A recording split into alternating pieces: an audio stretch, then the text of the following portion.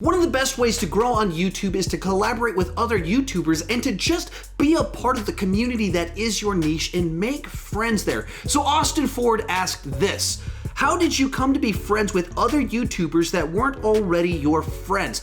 Honestly, I didn't really have any friends on YouTube before I started as a YouTuber. I had to make new friends. I'll tell you how I did it. So let's talk about it.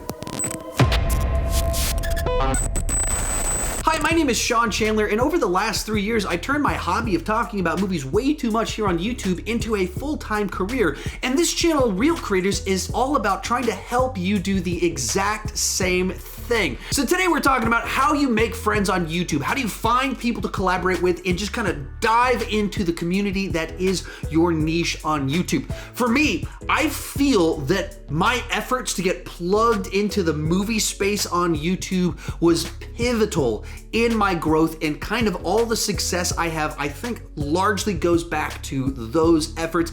In this video, what I'm gonna do is I'm gonna give you 5 things that I did to try and grow community and make friends on YouTube. First up, respond to all comments. No matter who leaves a comment, always respond to them, and as best as possible, respond with something meaningful, and when you can, respond with a question, because that's kind of the starting basis for building a friendship, is just talking with people. And if there's people coming to you, you want to interact with them. So have something meaningful to say in regards to what they said to you, and then end with a question so then they respond back to you, which leads to an actual conversation and building of some sort of rapport and relationship. When you're starting out, it's really easy to respond to all the comments because you don't have a ton of comments. Where I'm at right now, I get hundreds, sometimes thousands of comments a day, so I just can't keep up with all of that. But when you're at that point in time where you're still only getting a few per day, it's exciting to actually get to interact back and forth with people. The thing is, there's other people just like you at your phase on YouTube trying to find other people in their niche to be friends with, and so they will kind of come onto your videos, they will leave comments, they will try and start a conversation with you, and just get to know these people. Click on their little LinkedIn, see if they've got a channel. That's just the easiest way to get to know people, is the people that come to you, just starting back and forth dialogue with them. Second, subscribe to about 20 creators that are about the same size as you, and then every single week, watch one of their videos and comment on that video.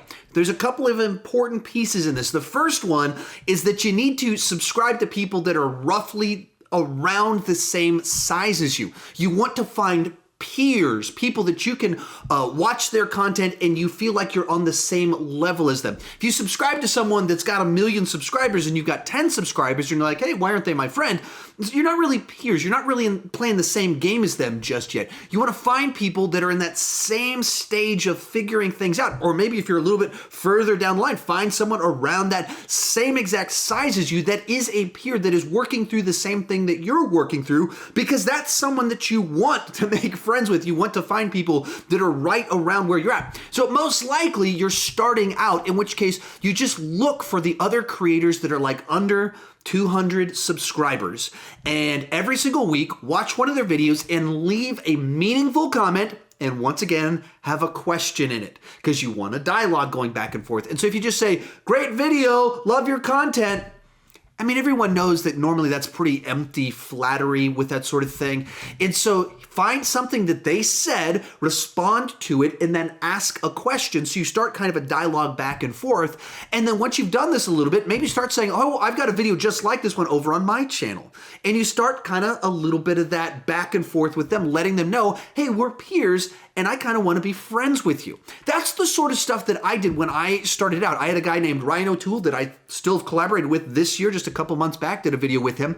He commented on one of my videos, hey man, I got a channel, I see you're starting out, and he was at the time a little bit ahead of where I was, and he's like, I'm just trying to meet other movie reviewers, and I'd love it if, I'd love to watch your videos and comment, I'd love it if you'd watch my videos and comment. And here we are about 3 years later, and we're still YouTube friends. And so I went, that's really cool that he did that. I'm going to start doing that. So I went out and found a guy named Cody Leach, commented on one of his videos. I believe it was his Bloodfather review. And here we are 3 years later. He's one of my very good YouTube friends. We talk on Facebook almost every single day about movies. We've been debating the merits of Annabelle Comes Home for about 2 days straight ever since he saw it, and he hated it.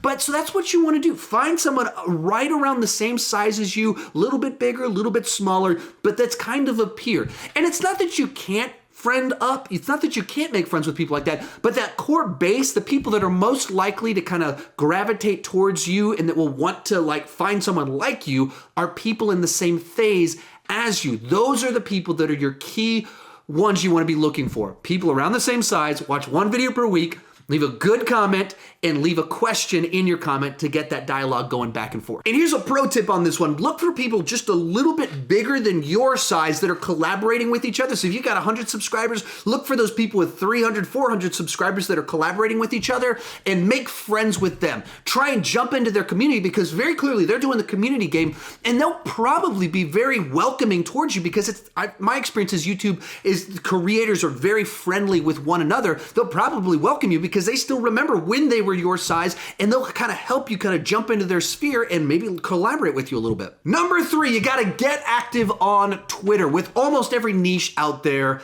Twitter's basically just an ongoing conversation that you can just jump into whenever you want, and you can actually get very famous people to interact with you. You can certainly find peers and such that are around the same size as you to kind of get active with them. But the key thing when it comes to Twitter is that you're not just trying to promote your content. Some people get on Twitter and they're like, I don't know how to use it, so I'll just keep sharing my videos on there. No one cares about it if you do that. They want a relationship. Social media is about being social. And the key thing is if you want to make friends on all these things, you want to do things that benefit other people. So it's tough to do that a little bit on YouTube because there's not a ton of options there to promote other people's content and do things like that. But on Twitter, you can just jump on there and you can share other people's videos, you can retweet their tweets, and you can just create content constantly, write little sentences that are clever to join the conversation. But you can look for ways to benefit other people, whether other creators or just the movie fan base or whatever, the knitting fan base, whatever your niche is, you just share these things out there to try and help the community and add value to it.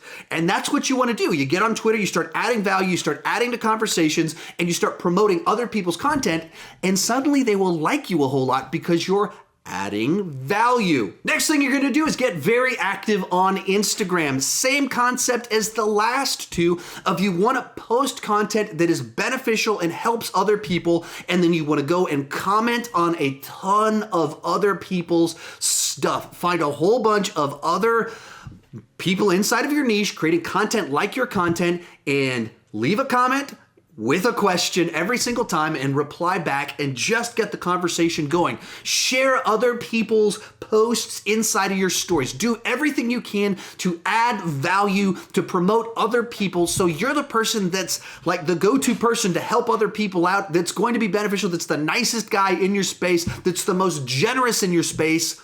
That's what you want to do, both on Twitter and on Instagram. Just be the person that's driving conversations, that's responding to conversations. You are there being a part of it. And when you do that, naturally you will meet people and people will want to interact with you. So up to this point in time, the 4 things I've kind of told you how to get out there. Just go out there and be active, make social media social, leaving comments, sharing things all over the place. And I only mentioned the 3 that I use, which is YouTube. I tell them on Facebook too, but YouTube, Twitter, and Instagram are the big ones that I use. But if you know how to use Snapchat, take the same principles of adding value, responding to other people's stuff, promote other people, do that on Snapchat. Use that wherever you're at. Use these skills to foster community. The 5th thing you're gonna do is hustle, hustle, hustle, and ask to collaborate. The thing is you don't wanna be obnoxious.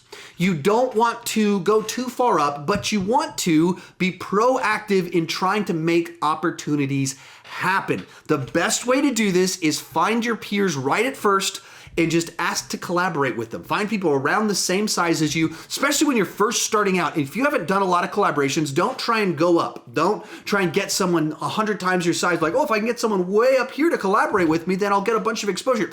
It doesn't really work like that, because if your channel's not ready and if you don't know how to collaborate yet and you try and collaborate with someone that's way along the line, you're kind of a nuisance to them because they have to teach you how to collaborate. So you don't want to do that. You don't want to do something like that. What you want to do is find people around your same size and you just get really active in a small community. Like this group of people that's under 1,000 subscribers. You all kind of know each other and you kind of build momentum together through the things that you do. That's where you kind of want to start out, and you get good at collaborating. collaborating, and you figure out how to get better at your content. You can kind of hold each other accountable. And so you have kind of your mini creator community inside of your niche's community of both viewers and content creators. You find that community of the creators inside of that. And I could list off like 20, 30 people that I know that I've known for 2 to 3 years. I've known them a long time. And it all started back when I was about under 500 subscribers, and I did exactly what I just told you. And then I started trying to collaborate with them and make things happen. So you start there, people around your size, and then eventually, once you know how to collaborate and your stuff's actually good. Because if you have crappy content, you're just starting out and you get someone that's massive to collaborate with you, and let's say they send 1,000 people over to your channel to check it out, but your stuff sucks, it doesn't help you, it hurts you, because 1,000 people just saw your suck, and you don't want that. You want people to show up once you figured their stuff out, but that's for a different video altogether. But you don't need to kind of get big exposure from someone way up here, because if you haven't started growing it, there's probably something in your channel that's not quite ready for that exposure yet.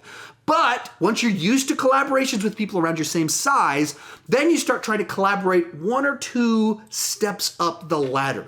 Like I said, if you got 100 subscribers, you don't need to collaborate with someone with 10,000 subscribers. If you've got 1,000 subscribers, you don't need someone with 100,000 subscribers. What you want to try and do is find those people that are just a little bit above you, just a little bit ahead of where you're at, that you can benefit one another, that you can actually propose something to them. Maybe they appear on your channel, you do the editing, but you get access to their audience. You find a way that it's beneficial for both people involved in all of this. Whereas if you're trying to collaborate with someone too big, it gets kind of weird at a certain point in time, and you just don't want to do that. And you can put people in awkward situations doing that. But hustling, asking a lot of people just a little bit ahead of you. Like I said, if you got 500 subscribers, contacting someone with 2,000 isn't an unreasonable thing to do. So just think, who's a little bit ahead of where I'm at? And especially if you ask to interview people, if you ask them and kind of play into their ego, it normally works well when you do those sorts of things. But that's the big idea.